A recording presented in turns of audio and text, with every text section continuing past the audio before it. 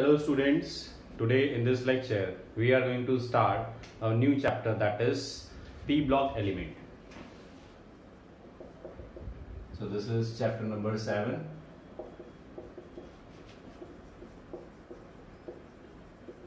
P block elements. सबसे पहले definition, what do you mean by P block elements? So we have already studied its definition in class 11. The elements in which the last electron is filled in the p subshell are called p block elements. अगर in P block elements की position देखें periodic table में तो कहां position होती है इनकी. Suppose this is the main frame of periodic table. यहां पर ग्रुप नंबर 1 से 2, फिर यहां पर 3 से लेके और 12 तक. यहां group number 13, 14, 15, 16, 17 and 18. So all these elements यहाँ से लेके ग्रुप नंबर 13 से लेके ग्रुप नंबर 18 तक, these are called P block elements. So the elements which are present on the rightmost side of the periodic table, they are P block elements. तो यहाँ पर हम लिख सकते हैं the elements present in group number 13 to 18. Elements present in group number 13 to 18, they are called P block element. Group number 15. अब देखो बच्चों, यहाँ पर हमारे 13 से लेके 18 तक P block element है, लेकिन ग्रुप नंबर 13 और 14 जो है ये हमारे 11th क्लास में सिलेबस में था. इस क्लास में हम पढ़ने वाले हैं ग्रुप नंबर 15 से लेके 18 तक. ठीक है, तो अब हम शुरुआत करेंगे ग्रुप नंबर 15 से पी ब्लॉक एलिमेंट्स की. ग्रुप नंबर 13 और 14 ऑलरेडी हम जो है वो डिस्कस कर चुके हैं 11th क्लास के अंदर. So we begin with group number 15. Group number 15, they are also called pnictogens. इनको इन शॉर्ट निकोजेंस बोला जाता है, टी साइलेंट रहता है. और कौन कौन से एलिमेंट्स होते हैं? The elements which are present in group number 15 are nitrogen, phosphorus, arsenic, antimony and bismuth. So these are the members of group 15. चलिए अब हम बात करते हैं ये जो एलिमेंट्स हैं ये नेचर में किस फॉर्म में अकर करते हैं. What is the occurrence? तो देखो नाइट्रोजन जो है, नाइट्रोजन की अकरेंस की अगर बात की जाए तो 78% by volume of air is N2 gas. ठीक है, तो 78% जो है एयर की वॉल्यूम अगर ली जाए तो उसमें आपको नाइट्रोजन गैस मिलेगी. नेक्स्ट, नाइट्रोजन जो एलिमेंट है it is found in the earth crust in the form of NaNO3. So this is a mineral and this mineral it contains nitrogen in it. Nitrate salt होता है sodium का. इसका नाम क्या होता है? इस मिनरल का नाम होता है चिले सॉल्ट पीटर. ऐसे ही एक और सॉल्ट होता है जो नाइट्रेट सॉल्ट होता है और अर्थ क्रस्ट के अंदर अबंडेंट अमाउंट में मिलता है. This is called Indian salt Peter.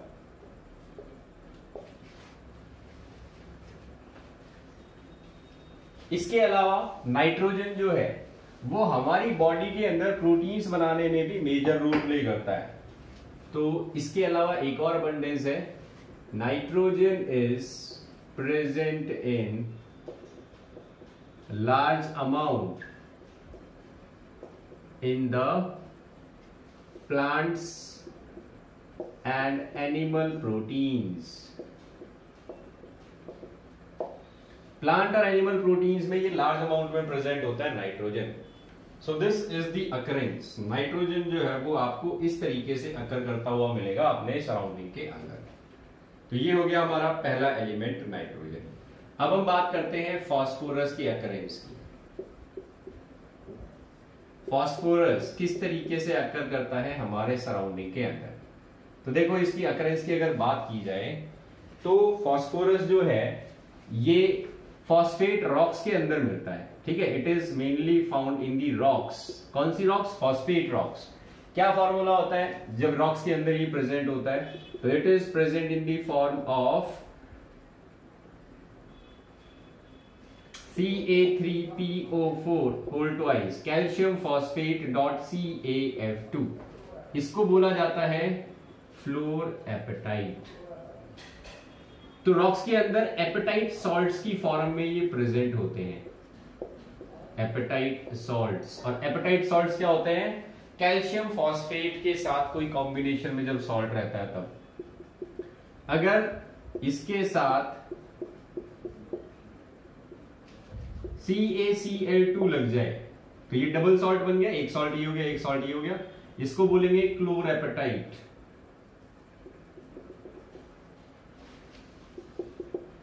अगर इसके साथ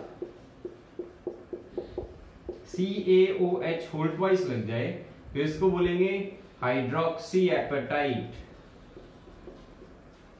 तो ये फॉर्म होती है जो रॉक्स के अंदर प्रेजेंट होती हैं फॉस्फेट सॉल्ट्स की। और फॉस्फेट सॉल्ट के अंदर कौन सा एलिमेंट आ रहा है? फास्फोरस आ रहा है। तो इस वजह से यहां पर हम फास्फोरस जो है उसका मिनरल कह सकते हैं इसको। All these are the minerals of phosphorus. क्या नाम है इनका? Fluorapatite, chlorapatite and hydroxy apatite. So these are called apatite salts. इसके अलावा हमारी बॉडी के अंदर जो प्रोटीन्स होते हैं उन प्रोटीन्स के अंदर भी फास्फोरस जो है वो पाया जाता है। So it also forms part of animal proteins. Animal proteins में भी आपको फास्फोरस जो है वो देखने को मिल जाएगा। बच्चों अगर हमारे दांतों की बात की जाए तो हमारे दांत जो हैं उनके अंदर फ्लोरएपेटाइट प्रेजेंट होता है। This is present in our teeth. So ध्यान रखना, calcium phosphate dot calcium fluoride that is called fluorapatite. It is also a constituent of our teeth. अब इसके बाद में कौन से एलिमेंट्स बच गए? इसके बाद में हमारे पास बच जाते हैं आर्सेनिक, एंटीमनी एंड बिस्मथ। ये तीनों ही एलिमेंट्स जो हैं ArSeNic, सिंबल इज AS। ये हमें मिलता है सल्फाइड ओर्स की फॉर्म में AS2S3, ठीक है। ऐसे ही antimony that is Sb,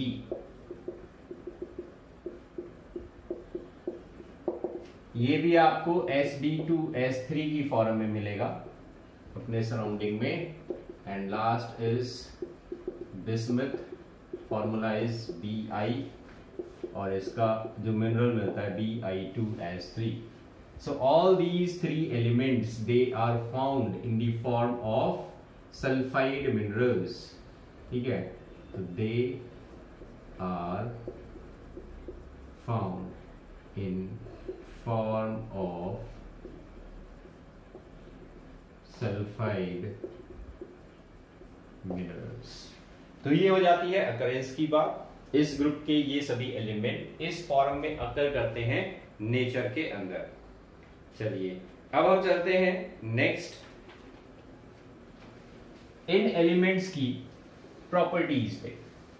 so now we are moving with their properties. Properties of elements of P block, they will be studied in three categories. First, we will study about their atomic properties. Then we will discuss their physical properties. and then we will discuss their chemical properties. So these are the properties that will be discussed now. So we begin with the atomic properties. What are the atomic properties of elements of group number 15? तो देखिए यहाँ पर हम discuss करते हैं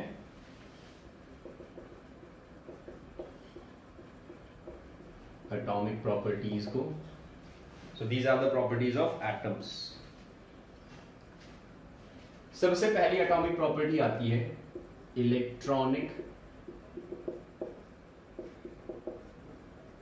configuration. तो element लिख लो, इसका एटॉमिक नंबर लिख लो. नाइट्रोजन का एटॉमिक नंबर इज 7 रहेगा, तो कॉन्फ़िगरेशन क्या आ जाएगी?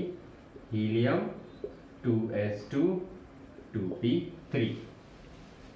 Next is phosphorus, atomic number is 15 है, तो कॉन्फ़िगरेशन क्या बन जाएगा? हीलियम के बाद में नियॉन 3s2 3p3. तो इस तरीके से इनका जो जनरल इलेक्ट्रॉनिक कॉन्फ़िगरेशन रहने वाला है P block elements group number 15 का. आर्सेनिक का एटॉमिक नंबर कितना हो जाता है? इसमें 18 ऐड कर दो, दैट इज 33. नियॉन के बाद में क्या आ जाएगा? Argon 4s2 4p3. एंटीमनी जो है इसका एटॉमिक नंबर कितना होता है? एंटीमनी का एटॉमिक नंबर रहेगा इसमें फिर से दोबारा से जो है वो 18 ऐड कर दो. 18 ऐड करोगे तो 51. Krypton 5s2 5p3. लास्ट इसमें 32 ऐड कर दो, तो 32 ऐड करोगे तो एटॉमिक नंबर आ जाएगा 83. Xenon 6s2 6p3. तो यहां से हमें क्या दिखाई दे रहा है कि सभी का electronic configuration outer most shell में जो है वो कितना आ रहा है? तो ns2 np3. This is the general electronic configuration of elements of group number 15. Group 15 का जनरल इलेक्ट्रॉनिक कॉन्फ़िगरेशन हो गया ये. अब इस कॉन्फ़िगरेशन के अंदर आप एक चीज नोटिस करेंगे, 2s orbital is completely filled and 2p is half filled. Half filled configuration है, सारे ऑर्बिटल सिंगली ऑक्यूपाइड है. 3s is completely filled and 3p is half filled. और हमने 11th क्लास में पढ़ा था कि half filled configuration and fully filled configuration are stable. तो ये पॉइंट आप नोट कर लीजिए. The elements of group number 15 they have elements of group number 15 have half filled electronic configuration,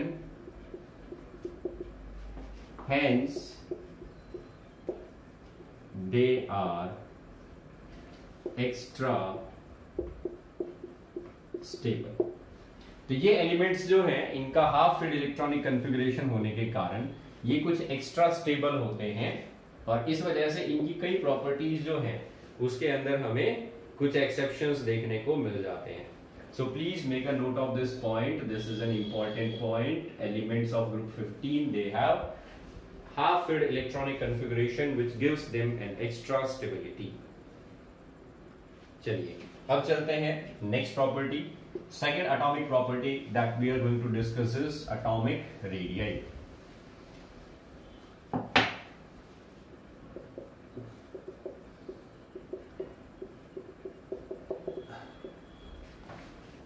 बच्चों अभी हमने इलेक्ट्रॉनिक कॉन्फ़िगरेशन लिखा था, तो नाइट्रोजन का इलेक्ट्रॉनिक कॉन्फ़िगरेशन क्या था? Helium 2s2 2p3. इसमें प्रिंसिपल शेल कौन सा है जो भरा जा रहा है? Outer most principal shell. Outer most principal shell is second, मतलब L shell.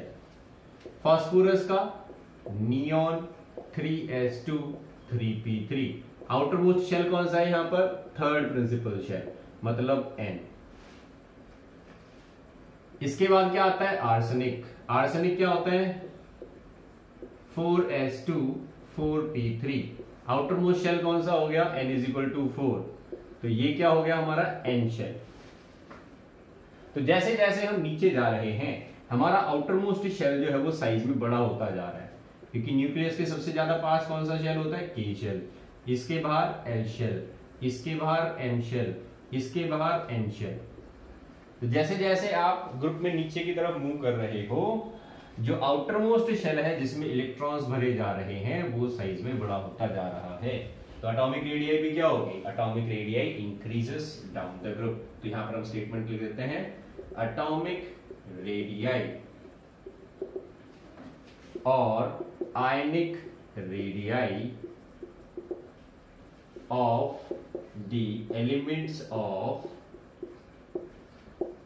group 15 increases down the group।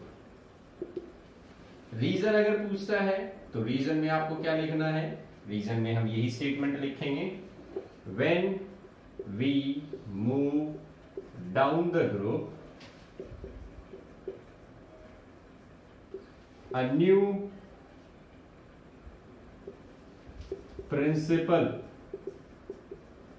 shell is added at each successive element which is larger in size, hence atomic radii increases।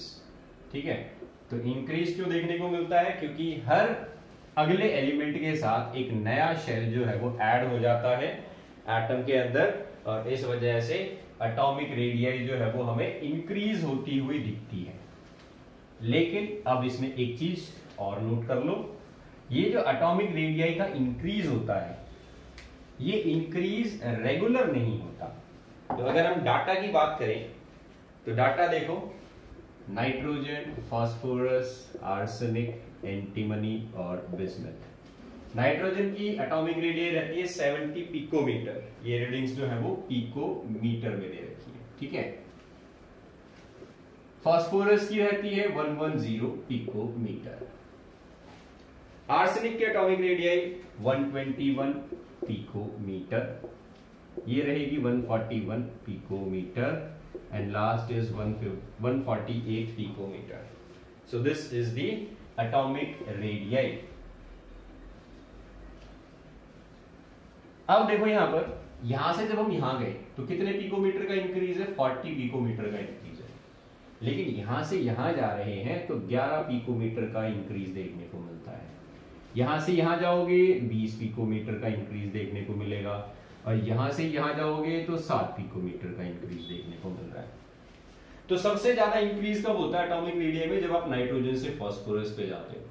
Phosphorus से arsenic पे जा रहे हो तो ये increase उतना ज्यादा नहीं है जितना यहां हो रहा है, वैल्यू जो है वो कम हो गई। इसके बाद में थोड़ी सी वैल्यू जो है वो बढ़ती है, और फिर से जो है वो उतना ज्यादा नहीं बढ़ता, बहुत कम वैल्यू जो है वो इंक्रीज देखने को मिलती है। तो आपसे ये क्वेश्चन पूछा जा सकता है कि भाई इस फैमिली के अंदर एक रेगुलर ट्रेंड देखने को नहीं मिलता एटॉमिक रेडियस के अंदर ना, नाइट्रोजन से फास्फोरस जाते हैं तो बहुत ज्यादा इंक्रीज होता है, लेकिन उसके बाद में ज्यादा इंक्रीज नहीं होता, बताओ क्यों। तो क्वेश्चन है, when we move from nitrogen to phosphorus, increase in atomic radius is large,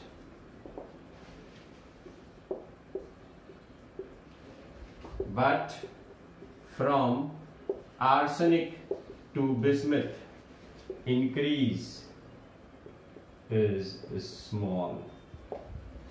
explain why। ठीक है, explain।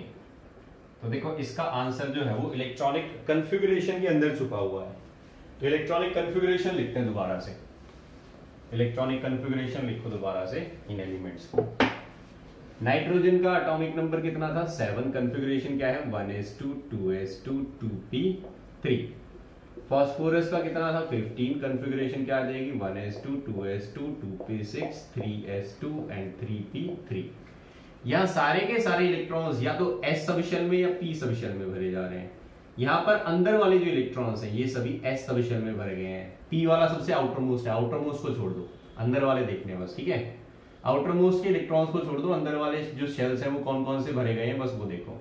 फिर आते हैं आर्सेनिक पे, एटॉमिक नंबर 33, कॉन्फ़िगरेशन क्या आ जाएगा 1s2 2s2 2p6 3s2 3p6 4s2 3d10 and 4p3। अब देखो अंदर वाले S P और D, ठीक है। तो नाइट्रोजन के अंदर सिर्फ S सबशेल जो था वो हमने भरा था, अंदर कौन कौन से सबशेल थे S सबशेल। फास्फोरस के अंदर S और P सबशेल भरे गए, आर्सेनिक में S P और D सबशेल जो है वो भरा जा रहा है। और आर्सेनिक के बाद में एंटीमनी पे जाते हो तो एटॉमिक नंबर कितना आता है 51। कॉन्फ़िगरेशन क्या हो जाएगा यहाँ पर लिख लो 1s2 2s2 2p6 3s2 3p6 4s2 3d10 4p6 5s2 4d10 5p3, तो ये कॉन्फ़िगरेशन आएगा। अब देखो इस कॉन्फ़िगरेशन के अंदर भी आपके s p और d इलेक्ट्रॉन्स जो है वो फिल किए गए हैं। According to this configuration s p and d subshells are being filled. जब आप एंटीमनी से नीचे जाते हैं बिस्मथ पे तो इसका एटॉमिक नंबर कितना हो जाता है, इसमें 32 ऐड कर दो तो 83। तो इसका कॉन्फ़िगरेशन जब आप लिखोगे तो 1s2 2s2 2p6 3s2 3p6 4s2 3d10 4p6 5s2 4d10 5p6 6s2 4f14, ठीक है 6d10 6d आएगा 5d आएगा 5d10 एंड 6p3। तो यहां पर जब आप देख रहे हो तो आपने F के अंदर भी इलेक्ट्रॉन भरे हैं, D के अंदर भी भरे हैं, S में भी भरे हैं और P में भी भरे हैं। अब देखो यहां पर डिफरेंस क्या है, S सबशेल जो होता है वो न्यूक्लियस के सबसे ज्यादा पास होता है, ठीक है। S subshell is closest to nucleus. P subshell जो है वो S सबशेल से बाहर होता है, तो पहले S सबशेल आता है फिर P सबशेल आता है। D सबशेल जो है वो P से भी बाहर होता है और F सबशेल जो है वो इससे भी बाहर होता है। सबसे अंदर कौन सा है S सबशेल, तो इसके इलेक्ट्रॉन्स जो हैं वो बाहर वाले इलेक्ट्रॉन्स को सबसे ज्यादा क्या करेंगे, स्क्रीन करेंगे। तो स्क्रीनिंग इफेक्ट का ऑर्डर लिख रहा हूं। स्क्रीनिंग इफेक्ट का मतलब न्यूक्लियस और बाहर वाले इलेक्ट्रॉन्स के बीच में एक दीवार बनना। स्क्रीनिंग इफेक्ट कौन सबसे ज्यादा करता है, जो न्यूक्लियस के सबसे ज्यादा पास होगा वो सबसे ज्यादा स्क्रीनिंग इफेक्ट प्रोड्यूस करेगा। तो S का स्क्रीनिंग सबसे ज्यादा P से, P का D से और D का F से। सबसे पुअर स्क्रीनिंग इफेक्ट किसका हो गया, इन दो का हो गया, they have poor screening effect. और सबसे ज्यादा स्क्रीनिंग इफेक्ट किसका होता है, S और P का, they have most screening effect. तो भाई अंदर वाला इलेक्ट्रॉन जो है वो बाहर वाले इलेक्ट्रॉन के लिए एक दीवार का काम करता है। इस न्यूक्लियस और इस इलेक्ट्रॉन के बीच में दीवार बन जाते हैं ये S और P सबशेल के इलेक्ट्रॉन्स। नाइट्रोजन से फास्फोरस पे गए तो हमने इलेक्ट्रॉन्स S और P सबशेल के अंदर भरे थे। S और P सबशेल के इलेक्ट्रॉन बाहर वाले और न्यूक्लियस के बीच में क्या बन जाते हैं, दीवार बन जाते हैं। तो फोर्स ऑफ अट्रैक्शन जो है वो कम कर देते हैं, ये फोर्स ऑफ अट्रैक्शन कम कर देते हैं, इसलिए एटम की रेडियस जो है वो ज्यादा बढ़ती है यहाँ पे।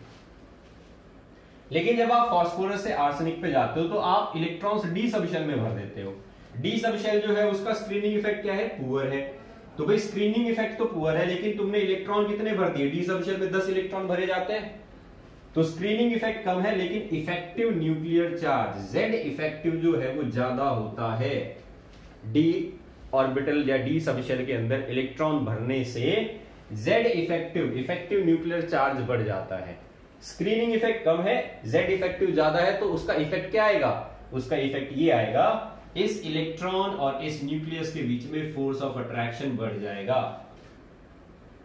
तो ध्यान रखना, जब भी D और F के अंदर इलेक्ट्रॉन्स भरे जाएंगे वो इलेक्ट्रॉन्स पुअर स्क्रीनिंग क्रिएट करते हैं, ठीक है। तो हमने यहां पर D में इलेक्ट्रॉन भरा और हमारा आउटर मोस्ट शेल कौन सा है, 5p। तो 5p के जो इलेक्ट्रॉन्स हैं उसके और न्यूक्लियस के बीच में फोर्स ऑफ अट्रैक्शन ज्यादा रहेगा। क्यों ज्यादा रहेगा, क्योंकि अंदर जो इलेक्ट्रॉन्स भरे हैं D सबशेल के अंदर वो स्क्रीनिंग क्रिएट नहीं करते, वो दीवार का काम नहीं करते। तो बाहर वाले इलेक्ट्रॉन्स के ऊपर न्यूक्लियस की पकड़ मजबूत हो जाती है, ठीक है। तो ये Z इफेक्टिव जो है वो बढ़ जाता है जब हम D और F के अंदर इलेक्ट्रॉन्स फिल करते हैं तब। और Z इफेक्टिव कब रहता है? जब S और P के अंदर इलेक्ट्रॉन्स भरे जाते हैं तब। बिस्मिथ में जाते हो तो क्या करते हो? F के अंदर भी इलेक्ट्रॉन्स भरते हो। F जो है उसका सबसे पुअर स्क्रीनिंग इफेक्ट है, वो सबसे कमजोर दीवार का काम करता है, वो स्क्रीन नहीं करता बाहर वाले इलेक्ट्रॉन्स को। तो इस वजह से Z इफेक्टिव और भी ज्यादा इंक्रीज होगा, क्योंकि F के अंदर 14 इलेक्ट्रॉन्स आते हैं, तो 14 इलेक्ट्रॉन बाहर भरोगे तो 14 प्रोटॉन न्यूक्लियस के अंदर भरोगे, प्रोटॉन बढ़ेगा तो Z इफेक्टिव बढ़ेगा। तो यहां पर जो वेरिएशन हमें रेगुलर देखने को नहीं मिला वो इस वजह से नहीं मिला, इस कॉन्फ़िगरेशन की वजह से। जब आप रीजन कैसे लिखोगे अब इस चीज का? When we move from nitrogen to phosphorus the electrons are filled in S and P subshell, which produce large screening effect. Hence, screening effect ज्यादा होगा तो hence the effective nuclear charge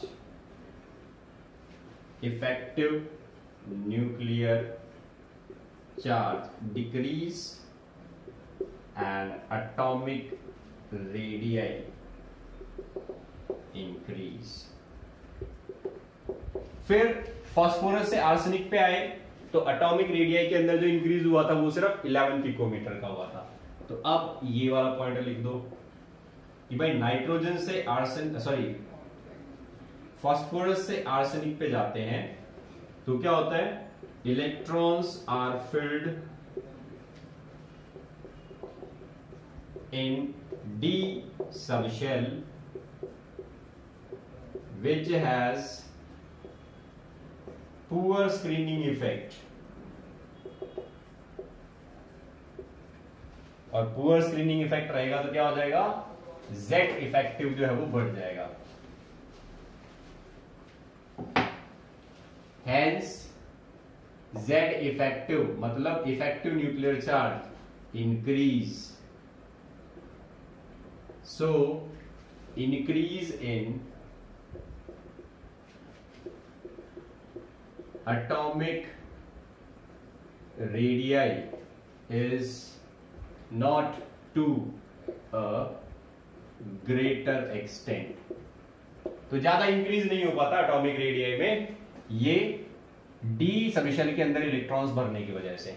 अब देखो आर्सेनिक से एंटीमनी पे गए तो वही sp और d सबशेल रहते जो यहां पर थे, तो इस वजह से यहां पर जो है वो कोई मेजर चेंज देखने को नहीं मिलता, और एटॉमिक रेडियाई इसी वजह से यहां पर 20 पिकोमीटर बढ़ जाती है। तो यहां से यहां 11 पिकोमीटर का इंक्रीज था, यहां से यहां 40 पिकोमीटर का इंक्रीज था। आर्सेनिक से एंटीमनी पर इसी वजह से नहीं बढ़ी क्योंकि जो सबशेल यहां पर भरे गए थे वही सबशेल यहां पर भरे जाते हैं। ठीक है, तो यहां पर आप लिख सकते हो arsenic to antimony, same subshells are filled, hence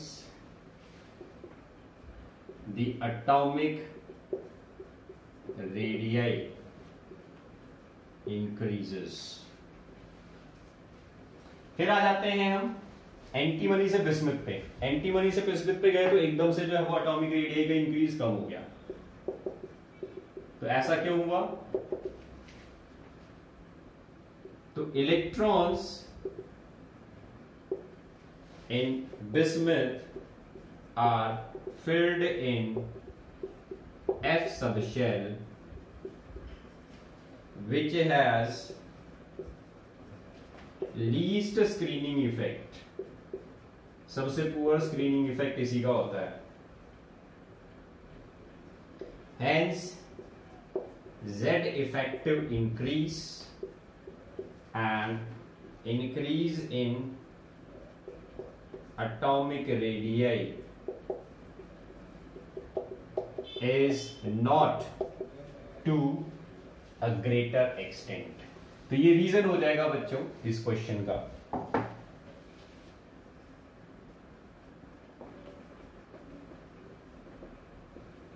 तो आपको दो जगह पर जो है वो इंक्रीज कम क्यों हो गया ये एक्सप्लेन करना है मेनली। फास्फोरस से आर्सेनिक पे इंक्रीज कम क्यों हुआ और एंटीमनी से बिस्मथ पे इंक्रीज कम क्यों हुआ। तो इस इंक्रीज को समझाने के लिए आपको स्क्रीनिंग इफेक्ट और इफेक्टिव न्यूक्लियर चार्ज का यूज करना पड़ेगा। तो ये हो जाता है एटॉमिक रेडियाई और आयनिक रेडियाई का वेरिएशन। चलो अब चलते हैं नेक्स्ट प्रॉपर्टी पे। नेक्स्ट प्रॉपर्टी आ जाती है आयोनाइजेशन एनर्जी। चलो आयोनाइजेशन एनर्जी जो है वो क्या होती है, it is the amount of energy. Third property आ गई है हमारी atomic property ionisation energy.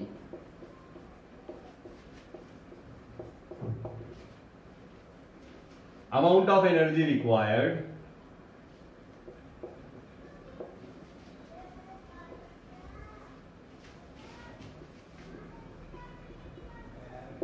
to remove electron from the outermost shell of an isolated gaseous atom. This is called ionization energy. जब हम इस ग्रुप में in group number 15 when we move from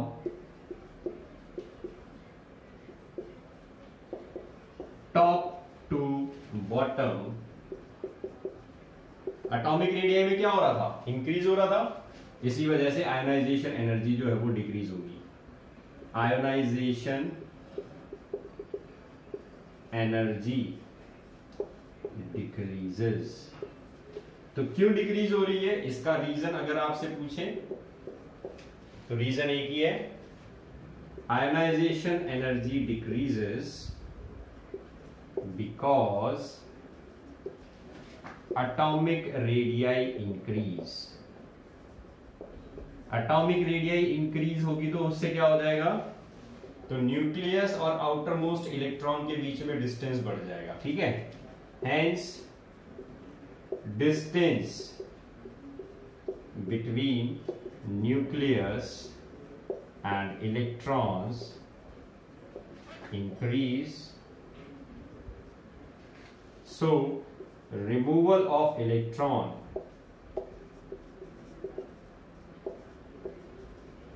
becomes easy. Electron निकालना जो है वो आसान हो जाता है इसी वजह से। तो जब हम टॉप टू बॉटम मूव करते हैं आयोनाइजेशन एनर्जी डिक्रीज हो जाती है, क्योंकि एटॉमिक रेडियाई इंक्रीज होती है और एटॉमिक रेडियाई इंक्रीज होने का मतलब है न्यूक्लियस और इलेक्ट्रॉन के बीच में जो डिस्टेंस है वो बढ़ जाएगा। डिस्टेंस बढ़ेगा तो इलेक्ट्रॉन का निकालना इजी हो जाएगा। अब देखो बच्चों, यहां पर एक पॉइंट नोट करना है हमें। Ionisation energy, first ionisation energy, IE1 का मतलब क्या हो गया, फर्स्ट आयोनाइजेशन एनर्जी। किसको बोलते हैं फर्स्ट आयोनाइजेशन एनर्जी, जो एनर्जी रिक्वायर्ड होती है किसी एटम में से पहला इलेक्ट्रॉन निकालने के लिए। The amount of energy required to remove first electron from an atom is called IE1। तो IE1 of group 15 it will be very much greater than IE1 of group number 14। ठीक है, तो जनरली तो क्या होता है, यही वेरिएशन देखने को मिलता है। जो नेक्स्ट हायर ग्रुप होता है उसकी आयोनाइजेशन एनर्जी ज्यादा होती है पिछले ग्रुप से, लेकिन यहां पर इंक्रीज जो है वो ज्यादा है। तो इंक्रीज ज्यादा क्यों है यहां पर, तो नोट कर लो इस चीज को। Ionisation energy first of group 15 is high as compared to group 14। Reason इसका क्या है, रीजन इसका एक ही है, स्टेबल इलेक्ट्रॉनिक कन्फिगरेशन। बच्चों मैंने कन्फिगरेशन में लिखवाया था आपको कि ये जो ग्रुप है इसके एलिमेंट्स के पास हाफ फील्ड कन्फिगरेशन होता है जो कि एक्स्ट्रा स्टेबल होता है, और इसी एक्स्ट्रा स्टेबिलिटी की वजह से यहां पर हमें क्या देखने को मिलता है, इसकी फर्स्ट आयोनाइजेशन एनर्जी जो है वो कंपैरेटिवली हायर है ग्रुप नंबर 14 से। तो elements of group number 15 have half filled configuration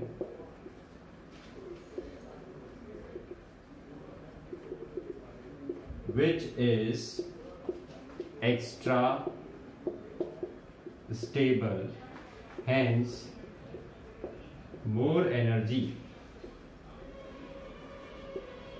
is required to remove electron. ये हो जाएगा रीजन। तो यहां पर आयोनाइजेशन एनर्जी जो है वो कंप्लीट हो जाता है। अब इसके बाद में नेक्स्ट प्रॉपर्टी आती है, फोर्थ प्रॉपर्टी इज इलेक्ट्रोनेगेटिविटी। बच्चों पी ब्लॉक एलिमेंट्स जो हैं इनमें ज्यादातर क्या होते हैं, नॉन मेटल्स होते हैं, साइज इनकी छोटी होती है और साइज छोटी होने की वजह से ये जो है वो इलेक्ट्रोनेगेटिव एलिमेंट्स होते हैं। So now we are moving to fourth atomic property, that is electronegativity। क्या आएगा इलेक्ट्रोनेगेटिविटी में? Electronegativity is the tendency to attract shared pair of electron towards itself. ये शेयर्ड पेयर है दो एटम्स के बीच में, इसको ये दोनों एटम्स अपनी अपनी तरफ खींचते हैं। तो कौन सा एटम जो ज्यादा इलेक्ट्रोनेगेटिव होगा वो इसको अपनी तरफ ज्यादा खींच लेगा। तो सपोज बी जो एटम है ये ज्यादा इलेक्ट्रोनेगेटिव है, ये इसको ज्यादा पुल कर लेता है, इसकी वजह से इस पे डेल्टा पॉजिटिव, इस पे डेल्टा नेगेटिव चार्ज आ जाता है। तो ये जो इलेक्ट्रॉन खींचने की ताकत है इसको बोला जाता है इलेक्ट्रोनेगेटिविटी। तो डेफिनेशन लिख लो, it is the tendency to attract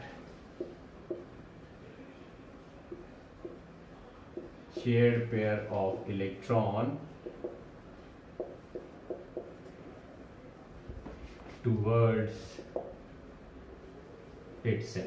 This is called electronegativity. तो भाई जैसे जैसे तुम ग्रुप नंबर 15 में टॉप टू बॉटम आते हो, एटम की साइज क्या हो जाती है, बड़ी हो जाती है।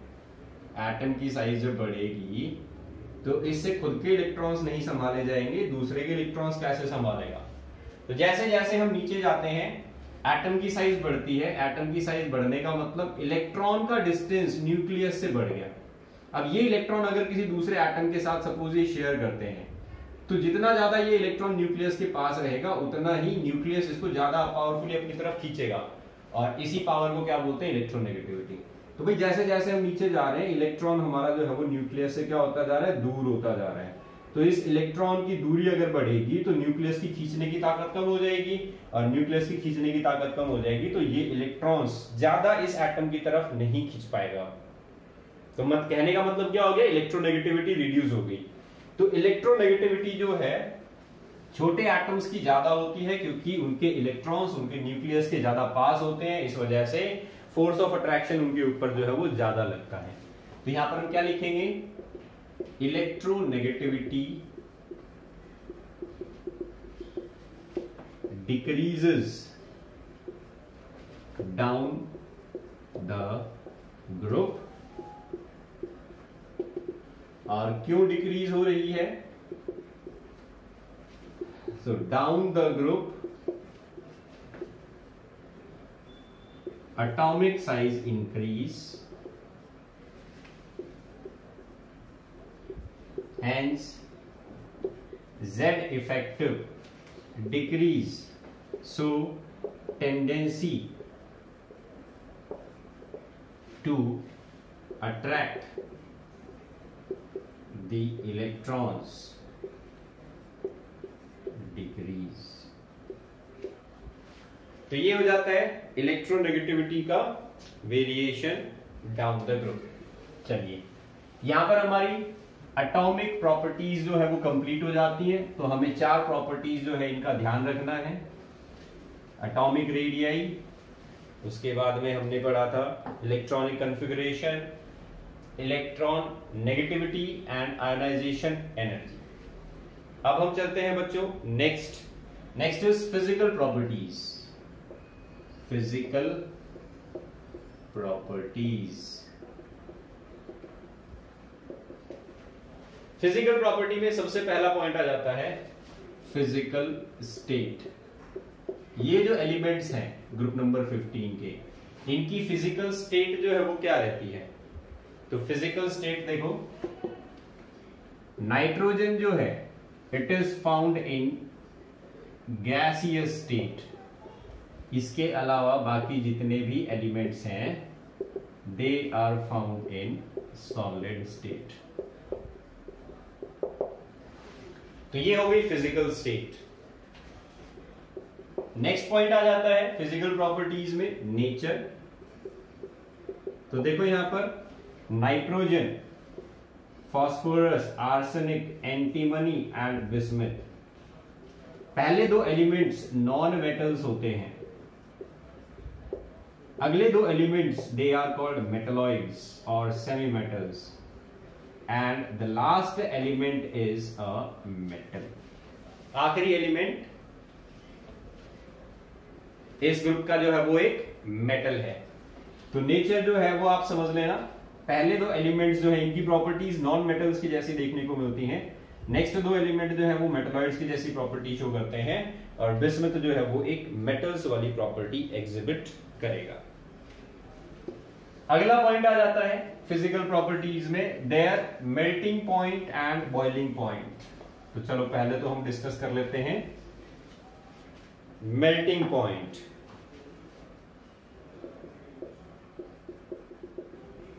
मेल्टिंग पॉइंट का मतलब बच्चों बात हो रही है सॉलिड की, और सॉलिड को हमें किस में कन्वर्ट करना है? लिक्विड में।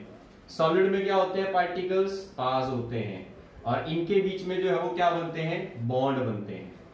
ठीक है, तो नाइट्रोजन जो है अगर इसको आप सॉलिड स्टेट में कन्वर्ट कर देते हो तो नाइट्रोजन नाइट्रोजन बॉन्ड की आप बात कर रहे हो।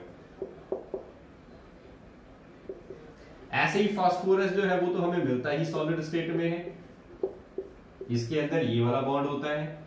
तो सॉलिड स्टेट में ये जो बॉन्ड्स होते हैं ये इन एटम्स को पास लेके आते हैं, और इस वजह से ये सब्सटेंस हमें सॉलिड स्टेट में मिलते हैं।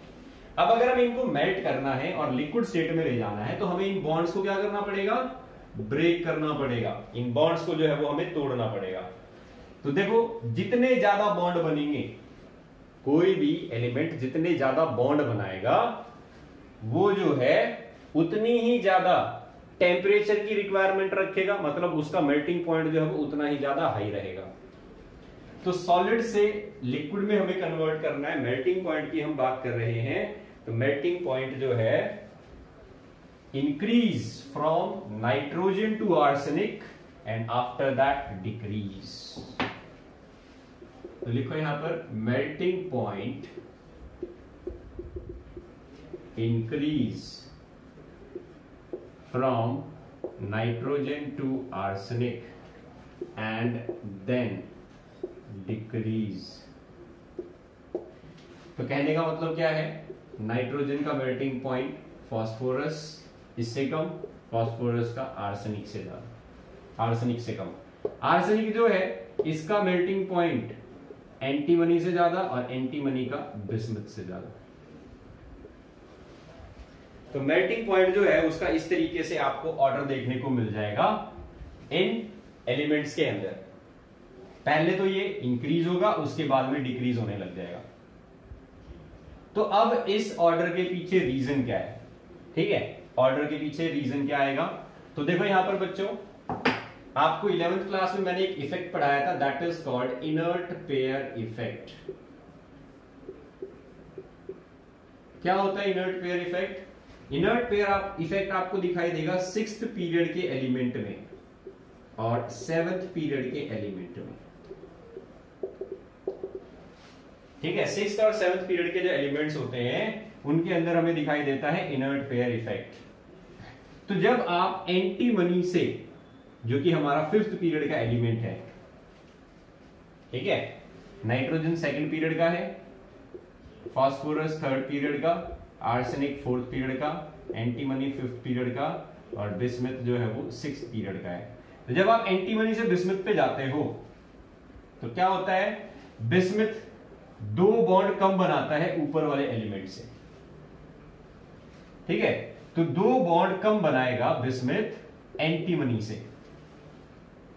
इसी वजह से क्या हो जाती है यहां पर नंबर ऑफ बॉन्ड्स कम बनेंगे अगर बिस्मथ जो है कम बॉन्ड बनाएगा एज कंपेयर टू एंटीमनी जो कि 5 बॉन्ड बना लेता है, तो उससे क्या फर्क पड़ता है, उससे इन बॉन्ड्स को तोड़ना आसान हो जाता है। अब एंटीमनी तो 5 बॉन्ड बना रहा है लेकिन बिस्मथ जो है वो 3 बॉन्ड बना रहा है बस। इसको बोलते हैं इनर्ट पेयर इफेक्ट। तो एस सबशेल के अंदर जो इलेक्ट्रॉन्स भरे हुए होते हैं, आप दोबारा से बिस्मथ की कॉन्फ़िगरेशन देख लीजिए। बिस्मथ में आपने लिखा होगा 6s2 6p3। ये जो s इलेक्ट्रॉन है they do not take part in bonding. लेकिन एंटीमनी में ऐसा नहीं था, एंटीमनी में s वाले इलेक्ट्रॉन्स बॉन्डिंग में हिस्सा ले रहे थे। क्योंकि ये बॉन्डिंग में हिस्सा नहीं लेते इस वजह से बॉन्ड बनते कम, 3 ही बॉन्ड बना पाता है इसमें। और बॉन्ड अगर कम बनेगा तो इनको तोड़ना आसान रहेगा, तोड़ना आसान रहेगा तो इसका मेल्टिंग पॉइंट जो है वो क्या मिलेगा हमें, decreases from antimony to bismuth, कम देखने को मिलेगा। सो इनर्ट पेयर इफेक्ट क्या होता है, inability of s electrons to take part in bonding is called inert pair effect। और इस inert pair effect की वजह से क्या हो जाता है, अब रीजन लिख लो। when we move from antimony to bismuth, nitrogen से आर्सेनिक जाओगे तो नंबर ऑफ बॉन्ड्स फॉर्मेशन जो है वो इंक्रीज होगा, ठीक है। when we move from nitrogen to arsenic, number of bonds formed increase। Nitrogen 3 bond बनाता है, फास्फोरस 4 बनाता है, आर्सेनिक जो है ये 5 बॉन्ड बना लेता है। तो when we move from nitrogen to arsenic, number of bonds formed increase, hence more energy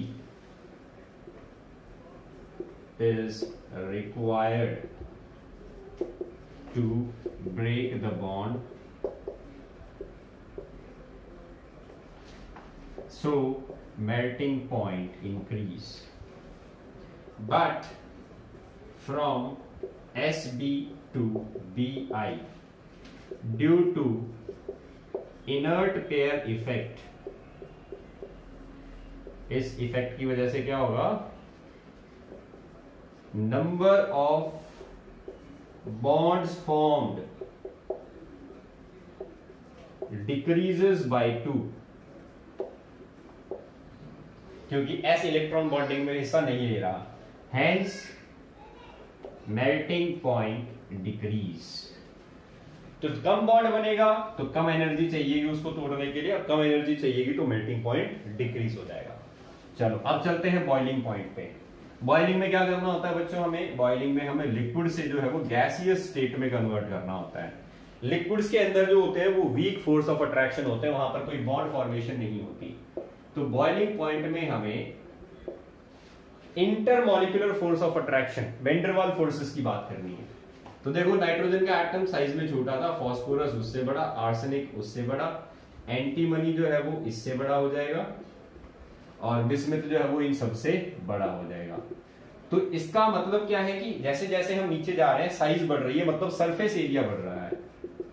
और सरफेस एरिया जब बढ़ता है तो वैन डर वाल फोर्सेस क्या होते हैं, वैन डर वाल फोर्सेस बढ़ते हैं, क्योंकि वैन डर वाल फोर्स जो है वो एक वीक फोर्स होता है जो डिपेंड करता है सरफेस पे। जितना बड़ा सरफेस एरिया उतने ही ज्यादा van der Waals forces.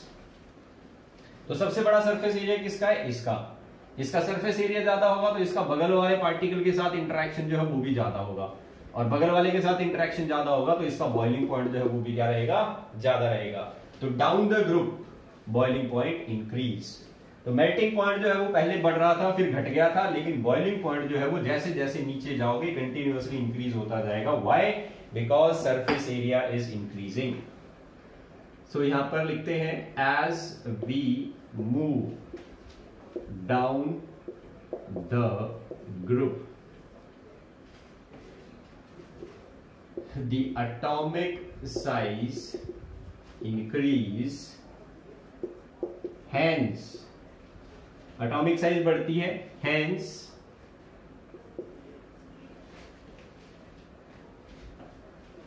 the surface area increases, which ultimately results into increase in van der Waals forces. As a result, boiling point increase. तो ये हो जाएगा रीजन। जैसे जैसे आप मूव करते हैं नीचे की तरफ, एटॉमिक साइज बढ़ती है, सरफेस एरिया बढ़ जाता है, और सरफेस एरिया बढ़ने की वजह से वैन डर वाल्स फोर्सेस बढ़ जाते हैं। वैन डर वाल्स फोर्सेस बढ़ेंगे तो बॉइलिंग पॉइंट इंक्रीज होगा। तो जनरल ट्रेंड क्या आ गया यहाँ पर? Boiling point increases down the group. ये हो जाएगी हमारी जनरल स्टेटमेंट, और ये हो गया इसका रीजन। तो ये हो गई हमारी fourth physical property, that is boiling point. इसके बाद में बच्चों बात करते हैं हम एलोट्रॉपी की। एलोट्रॉपी मतलब कुछ ऐसे सब्सटेंसेस जो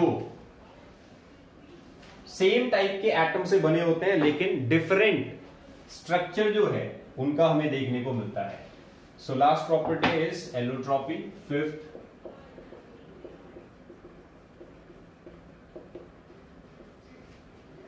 so elements या substances made up of substances having same chemical composition